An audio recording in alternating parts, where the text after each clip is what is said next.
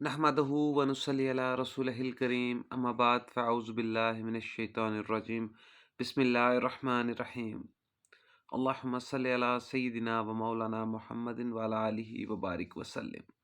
تمام احباب کو السلام علیکم۔ آج کسی موضوع پر نہیں بات کریں گے ہم۔ آج میں ایک صحابی حضرت سعید بن عامر حجمی رحمۃ اللہ علیہ کے بارے میں، رضی اللہ تعالیٰ عنہ کے بارے میں بات کرنا چاہوں گا۔ آج ان سے آپ کا تعارف کرواتے ہیں۔ ایک نوجوان صحابی جن کا نام حضرت سعید بن عامر حجمی رحمۃ اللہ رضی اللہ تعالیٰ عنہ تھے۔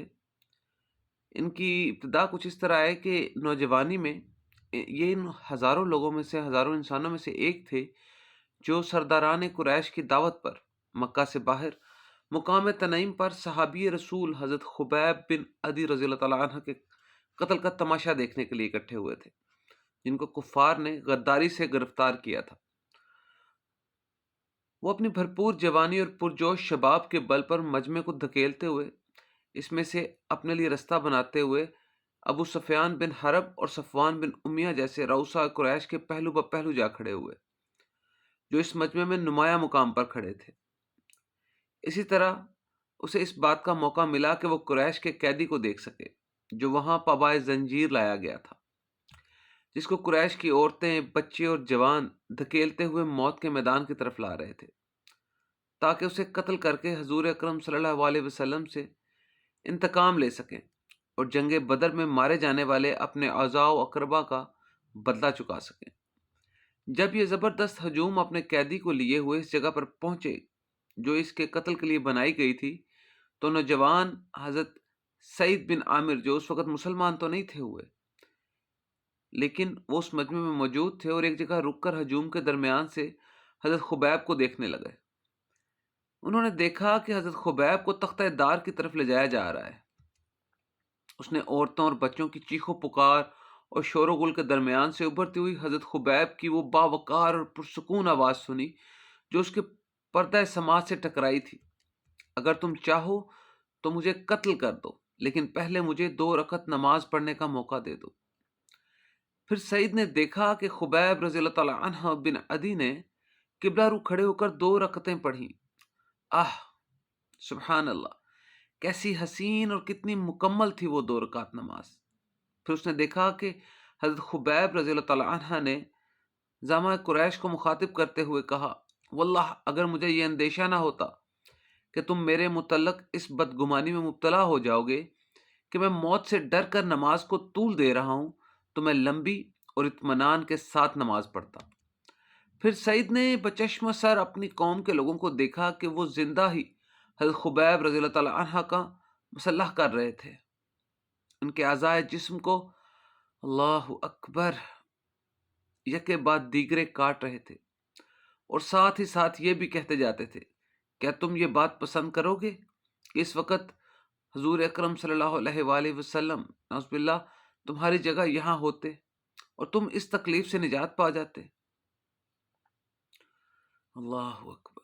تو خبیب رضی اللہ تعالیٰ نے جواب دیا، اور اس وقت اس کے جسم سے بے تحاشا خون بہہ رہا تھا: واللہ مجھے تو اتنا بھی گوارا نہیں کہ میں امن و اطمینان کے ساتھ اپنے اہل و عیال میں رہوں اور ان کے پاؤں کے تلوے میں ایک کانٹا بھی چبھ جائے۔ سبحان اللہ۔ اور یہ سنتے ہی لوگوں نے اپنے ہاتھوں کو فضا میں بلند کرتے ہوئے چیخنا شروع کر دیا: مار ڈالو اسے، مار ڈالو، قتل کر دو اسے۔ پھر سعید بن عامر کی آنکھوں نے یہ منظر بھی دیکھا کہ خبیب نے تختہ دار ہی اپنی نظریں آسمان کی طرف اٹھاتے ہوئے کہا: اللہ احسن العداد، خدایا انہیں ایک ایک کر کے گن لے، انہیں منتشر کر کے ہلاک کر، اور ان میں سے کسی کو نہ چھوڑ۔ پھر انہوں نے آخری سانس لی اور روح پاک اپنے رب العالمین کے حضور پہنچ گئی۔ اس وقت ان کے جسم پر تلواروں اور نیزوں کے ان گنت زخم تھے۔ اس کے بعد قریش مکہ لوٹ آئے، اور بہت سے واقعات اور حادثات کے ہجوم میں حضرت خبیب اور ان کے قتل کا واقعہ ان کے ذہنوں سے اوجھل ہو گیا۔ لیکن نوجوان حضرت سعید بن عامر حجمی خبیب رضی اللہ تعالیٰ عنہ کی مظلومیت اور ان کے دردناک قتل کے اس دلخراش منظر کو اپنے لوح ذہن سے ایک لمحے کے لیے محو نہ کر سکے۔ وہ سوتا تو خواب میں ان کو دیکھتا اور عالم بیداری میں اپنے خیالات میں ان کو موجود پاتا۔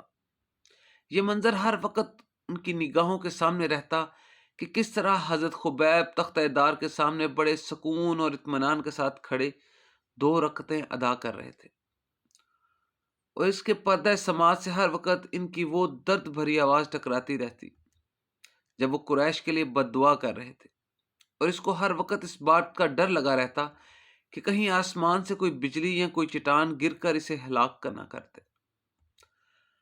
حضرت خبیب نے سعید کو وہ باتیں بتا دی جو پہلے سے اس کے علم میں نہ تھی۔ خبیب نے اسے بتایا کہ حقیقی زندگی یہی ہے کہ آدمی ہمیشہ سچے عقیدے کے ساتھ چمٹا رہے اور زندگی کی آخری سانس تک خدا کی راہ میں جد و جہد کرتا رہے۔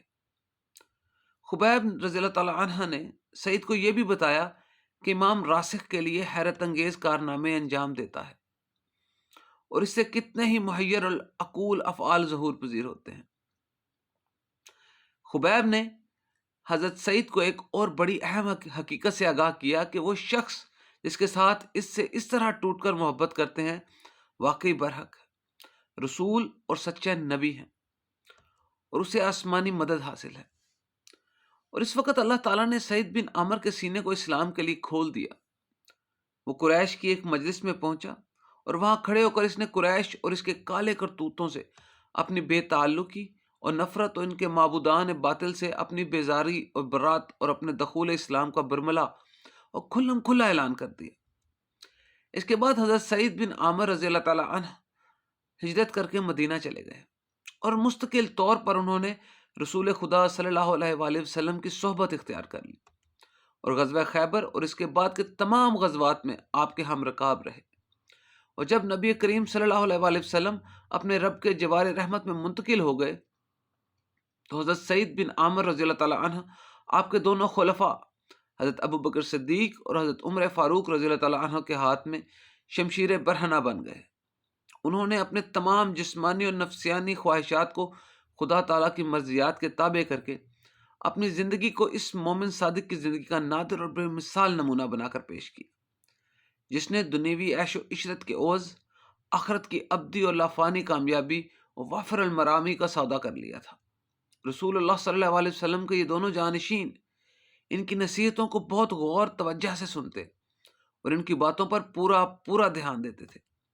ایک بار وہ حضرت عمر فاروق رضی اللہ تعالیٰ عنہ کے دور خلافت کے ابتدائی ایام میں ان کی خدمت میں حاضر ہوئے اور نصیحت کرتے ہوئے ان سے کہا، عمر رضی اللہ تعالیٰ عنہ کو میں آپ کو نصیحت کرتا ہوں کہ رعایا کے بارے میں ہمیشہ خدا تعالیٰ سے ڈرتے رہیں اور خدا کے معاملے میں لوگوں کا خوف نہ کیجیے گا، اور آپ کے اندر قول و عمل کا تضاد نہ پایا جائے۔ بہترین قول وہی ہے جس کی تصدیق عمل سے ہوتی ہے۔ انہوں نے سلسلہ گفتگو کو آگے بڑھاتے ہوئے فرمایا، عمر، دور و نزدیک کے ان تمام مسلمانوں پر ہمیشہ اپنی توجہ مرکوز رکھیے جن کی ذمہ داری اللہ تعالیٰ نے آپ پر ڈالی ہے، اور ان کے لیے وہی باتیں پسند کیجیے جو آپ خود اپنے اور اپنے اہل و عیال کے لیے پسند کرتے ہیں، اور حق کی راہ میں بڑے سے بڑے خطرے کی بھی پرواہ نہ کیجیے گا، اور اللہ کے بارے میں کسی ملامت گری کی ملامت کو خاطر میں نہ لائیے گا۔ سعید، یہ سب کسی کے بس کی بات نہیں۔ حضرت عمر نے ان سے یہ باتیں سن کر کہا، یہ آپ جیسے شخص کے بس کی بات ہے جس کو اللہ تعالیٰ نے امت محمد صلی اللہ علیہ وآلہ وسلم کا ذمہ دار بنایا ہے، جس کے اور خدا کے درمیان کوئی دوسرا حائل ہی نہیں۔ حضرت سعید نے کہا، اس گفتگو کے بعد خلیفہ رضی اللہ تعالیٰ عنہ نے حضرت سعید بن عامر رضی اللہ تعالیٰ عنہ سے حکومت کی ذمہ داریوں کی ادائیگی کے سلسلے میں تعاون کی خواہش ظاہر کی اور فرمایا، سعید، میں تم کو حمص کا گورنر بنا رہا ہوں۔ عمر رضی اللہ تعالیٰ عنہ، میں آپ کا خدا کا واسطہ دیتا ہوں، مجھے آزمائش میں نہ ڈالیے۔ حضرت سعید نے جواباً عرض کیا۔ ان کا یہ جواب سن کر حضرت عمر رضی اللہ تعالیٰ عنہ قدر خفگی کا اظہار کرتے ہوئے فرمایا، خدا تمہارا بھلا کرے، تم لوگ حکومت کی بھاری ذمہ داری میرے سر ڈال کر خود اس کے کنارہ کش ہو جانا چاہتے ہو۔ خدا کی قسم، میں تم کو ہرگز نہیں چھوڑ سکتا۔ پھر حضرت عمر رضی اللہ تعالیٰ عنہ نے حمص کی گورنری ان کے سپرد کرتے ہوئے فرمایا، میں تمہارے لیے تنخواہ مقرر کر دیتا ہوں۔ امیر المومنین مجھے اس کی ضرورت نہیں، بیت المال سے جو وظیفہ ملتا ہے وہ میری ضروریات سے فاضل ہے۔ حضرت سعید نے کہا، اور وہ حمص کے لیے روانہ ہو گئے۔ اس کے کچھ ہی دنوں کے بعد اہل حمص کے کچھ قابل اعتماد لوگ پر مشتمل ایک وفد حضرت عمر کی خدمت میں حاضر ہوا۔ حضرت عمر نے ان سے فرمایا کہ مجھے اپنے یہاں سے فقراء اور حاجت مندوں کے نام لکھ کر دے دو تاکہ میں ان کی ضروریات کی تکمیل کا کوئی بندوبست کر دوں۔ تعمیل حکم پر انہوں نے خلیفہ کے سامنے جو فہرست پیش کی، اس میں فلاں ابن فلاں اور فلاں ابن فلاں اور سعید بن عامر۔ سعید بن عامر؟ کون سعید بن عامر؟ حضرت عمر نے حیرت سے پوچھا۔ ہمارے گورنر ارکان وفد نے جواب دیا۔ تمہارا گورنر؟ کیا تمہارا گورنر فقیر ہے؟ حضرت عمر نے مزید حیرت سے پوچھا۔ جی ہاں امیر المومنین، خدا کی قسم کتنے ہی دن ایسے گزر جاتے ہیں کہ ان کے گھر میں آگ نہیں جلتی۔ وفد نے مزید وضاحت کی۔ یہ سن کر حضرت عمر رضی اللہ عنہ رو پڑے۔ وہ دیر تک روتے رہے حتیٰ کہ ان کی داڑھی آنسوؤں سے تر ہو گئی۔ پھر وہ اٹھے اور 1000 دینار ایک تھیلی میں رکھ کر اسے ارکان وفد کے حوالے کرتے ہوئے فرمایا، سعید سے میرا سلام کہنا اور کہنا امیر المومنین نے یہ مال آپ کے لیے بھیجا ہے تاکہ آپ اس سے اپنی ضرورتیں پوری کریں۔ وفد کے لوگ دیناروں کی وہ تھیلی لے کر حضرت سعید کی خدمت میں پہنچے اور ان کے سامنے پیش کر دیا۔ انہوں نے اس تھیلی اور اس میں رکھے ہوئے دیناروں کو اپنے سے دور ہٹاتے ہوئے کہا، ان للہ و انا الیہ راجعون، جیسے ان کے اوپر کوئی بڑی مصیبت نازل ہو گئی ہو۔ آواز سن کر ان کی بیوی گھبرائی ان کے پاس آئی اور بولی، سعید کیا بات ہے؟ کیا امیر المومنین انتقال کا ہو گیا؟ نہیں، اس سے بھی بڑا حادثہ پیش آیا ہے۔ حضرت سعید نے کہا، کیا کسی جنگ میں مسلمانوں کو شکست ہو گئی؟ اہلیہ نے سوال کیا۔ نہیں، اس سے بھی بڑی افتادی آ پڑی ہے۔ حضرت سعید نے جواب دیا، اس سے بڑی افتادی کیا ہو سکتی ہے؟ آپ کی بیگم نے پوچھا۔ آپ نے فرمایا، دنیا میرے گھر میں داخل ہو گئی ہے تاکہ میری آخرت کو تباہ کر دے۔ حضرت سعید نے تشویشناک لہجے میں جواب دیا، اس سے چھٹکارا حاصل کر لو۔ بیوی نے ہمدردانہ مشورہ دیا۔ ابھی تک وہ دیناروں کے متعلق کچھ نہیں جانتی تھی۔ کیا تم اس معاملے میں میری مدد کر سکتی ہو؟ حضرت سعید نے پوچھا۔ ہاں کیوں نہیں، بیوی نے جواب دیا۔ حضرت سعید نے تمام دیناروں کو بہت سی چھوٹی چھوٹی تھیلیوں میں رکھ کر انہیں غریب اور حاجت مند مسلمانوں میں تقسیم کروا دیا۔ اس بات کو ابھی کچھ زیادہ دن نہیں گزرے تھے کہ حضرت عمر بن خطاب رضی اللہ تعالیٰ عنہ کے دورے میں وہاں کے حالات معلوم کرنے کے لیے تشریف لے آئے۔ اس دورے میں جب آپ حمص پہنچے، اس زمانے میں حمص کو کوئفہ بھی کہا جاتا تھا، اس لیے وہاں کے باشندے بھی اہل کوز کی طرح اپنے اعمال اور حکام سے بکثرت شکایتیں کرنے میں مشہور تھے۔ اور جب اہل حمص خلیفہ سے سلام و ملاقات کے لیے ان کی خدمت میں حاضر ہوئے تو خلیفہ نے ان سے دریافت کیا کہ تم نے اپنے اس نئے امیر کو کیسا پایا؟ جواب میں انہوں نے امیر المومنین کے سامنے حضرت سعید بن عامر کی 4 شکایتیں پیش کی، جن میں سے ہر ایک شکایت دوسری شکایت سے بڑی تھی۔ حضرت عمر نے فرمایا کہ میں ان کو اور سعید کو ایک جگہ اکٹھا کیا، حضرت اللہ تعالیٰ سے دعا کی کہ وہ سعید کے متعلق میرے حسن ظن کو صدمہ نہ پہنچائیں، کیونکہ میں ان کے متعلق بہت زیادہ خوش گمان تھا۔ جب شکایات کرنے والے اور ان کے امیر سعید بن عامر میرے پاس یکجا ہو گئے تو میں نے دریافت کیا کہ تم کو اپنے امیر سے کیا شکایت ہے؟ جب تک پہلی شکایت انہوں نے یہ پیش کی کہ جب تک خوب دن نہ چڑھاتا ہو یہ اپنے گھر سے باہر نہیں نکلتے۔ معترضین نے کہا، میں نے سعید سے دریافت کیا کہ سعید تم اس شکایت کے بارے میں کیا کہتے ہو؟ سعید تھوڑی دیر خاموش رہے پھر بولے، حضرت سعید بن عامر تھوڑی دیر خاموش رہے پھر بولے، خدا کی قسم میں اس بات کو ظاہر نہیں کرنا چاہتا تھا، مگر اس کو ظاہر کیے بغیر چارہ نہیں۔ بات یہ ہے کہ میرے گھر میں کوئی خادمہ نہیں، اسی لیے ذرا سویرے اٹھتا ہوں تو پہلے آٹا گوندتا ہوں، پھر تھوڑی دیر انتظار کرتا ہوں تاکہ اس کا خمیر اٹھ جائے، پھر روٹیاں پکاتا ہوں، اس کے بعد وضو کر کے لوگوں کی ضرورت کے لیے باہر نکلتا ہوں۔ میں نے اہل حمص سے پوچھا کہ تمہاری دوسری شکایت کیا ہے؟ انہوں نے کہا، یہ رات کے وقت کسی کا جواب نہیں دیتے۔ حضرت عمر نے حضرت سعید بن عامر سے پوچھا، سعید اس شکایت کے متعلق تم کیا کہنا چاہتے ہو؟ تو انہوں نے جواب دیا، خدا کی قسم میں اس بات کو بھی ظاہر کرنا پسند نہیں کرتا تھا۔ میں نے دن کے اوقات ان لوگوں کے لیے اور رات کے اوقات اپنے رب کے لیے مخصوص کر رکھے ہیں۔ پھر معترضین سے کہا، اب تم اپنی تیسری شکایت بیان کرو۔ انہوں نے کہا، یہ مہینے میں ایک بار دن بھر گھر سے باہر نہیں نکلتے۔ میں نے دریافت کیا کہ سعید تم اس شکایت کا کیا جواب دیتے ہو؟ حضرت سعید بن عامر نے کہا، امیر المومنین حضرت عمر، میرے پاس کوئی خادم نہیں ہے اور جسم کے ان کپڑوں کے سوا میرے پاس اور کوئی کپڑا نہیں ہے۔ میں ان کو مہینے میں صرف ایک بار دھوتا ہوں اور ان کے خشک ہونے کا انتظار کرتا ہوں، اور سوکھنے کے بعد دن کے آخری حصے میں انہیں پہن کر باہر آتا ہوں۔ پھر حضرت عمر نے معترضین سے کہا، اب تم اپنی آخری شکایت بیان کرو۔ انہوں نے کہا، ان کو رہ رہ کر غشی کے شدید دورے پڑتے ہیں اور یہ اپنے گرد و پیش سے بے خبر ہو جاتے ہیں۔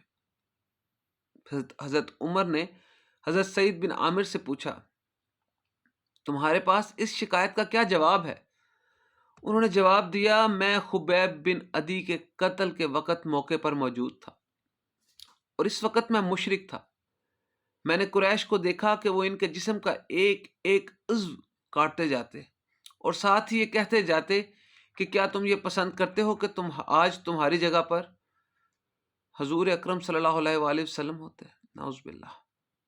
اور تم اس تکلیف سے نجات پا جاتے؟ تو وہ جواب دیتے کہ خدا کی قسم مجھے تو یہ بھی پسند نہیں کہ میں اطمینان اور سکون کے ساتھ اپنے اہل و عیال میں رہوں اور محمد صلی اللہ علیہ وآلہ وسلم کے تلوے میں ایک پھانسی بھی لگ جائے۔ خدا کی قسم جب مجھ کو وہ منظر یاد آتا ہے اور ساتھ ہی یہ بھی یاد آتا ہے کہ میں اس وقت ان کی مدد کیوں نہ کی، تو مجھے اس بات کا شدید خطرہ لاحق ہو جاتا ہے کہ اللہ تعالیٰ میری اس کوتاہی کو ہرگز معاف نہیں کرے گا، اور اسی وقت میرے اوپر غشی طاری ہو جاتی ہے۔ یہ سن کر میں نے کہا، خدا کا شکر ہے، اس نے سعید کے متعلق میرے حسن ظن کو صدمہ نہیں پہنچنے دیا۔ اس کے بعد حضرت عمر رضی اللہ تعالیٰ عنہ نے ان کے لیے 1000 دینار بھیجے تاکہ ان سے وہ اپنی ضروریات پوری کریں۔ جب ان کی اہلیہ کو ان دیناروں کو دیکھا تو بولی کہ خدا کا شکر ہے کہ ہم اس سے آپ کی خدمات سے بے نیاز کر دیا۔ اب آپ اس رقم سے ہمارے لیے ایک غلام اور ایک خادمہ خرید دیجیے۔ اللہ اکبر۔ یہ سن کر حضرت سعید نے کہا، کیا تم اس سے بہتر چیز کی خواہش نہیں ہے؟ اس سے بہتر کیا چیز ہے؟ اہلیہ نے پوچھا۔ آپ نے فرمایا، یہ رقم ہم اس کے پاس جمع کر دیں جو اس سے ہم کو اس وقت واپس کر دے جب ہم کو اس کی زیادہ ضرورت ہو۔ حضرت سعید نے بات سمجھائی، اس کی کیا صورت ہوگی؟ اہلیہ نے وضاحت چاہی۔ حضرت سعید نے کہا کہ ہم یہ رقم اللہ تعالیٰ کو قرض حسنہ دے دیتے ہیں۔ اہلیہ نے کہا، ہاں یہ بہتر ہے، اللہ آپ کو جزائے خیر دے۔ پھر حضرت سعید نے اس مجلس سے اٹھنے سے پہلے ان تمام دیناروں کو بہت سی تھیلیوں میں رکھ کر اپنے گھر کے ایک آدمی سے کہا کہ انہیں فلاں قبیلے کی بیواؤں، فلاں قبیلے کے یتیموں اور فلاں قبیلے کے مسکینوں اور فلاں قبیلے کے حاجت مندوں میں تقسیم کر دو۔ اللہ رب العزت حضرت سعید بن عامر حجمی سے راضی ہو۔ سبحان اللہ۔ وہ ان لوگوں میں سے تھے جو خود محتاج و ضرورت مند ہوتے ہوئے بھی اپنے اوپر دوسروں کو ترجیح دیتے تھے۔ اللہ رب العزت ہمیں بھی اس طرح کا ایمانی جذبہ عطا کرے کہ ہم اپنے اوپر دوسروں کو ترجیح دینے کی فضیلت حاصل کر سکیں۔ اللہ آپ کا اور میرا حامی و ناصر ہو۔ اپنی دعاؤں میں یاد رکھیے۔ فی امان اللہ۔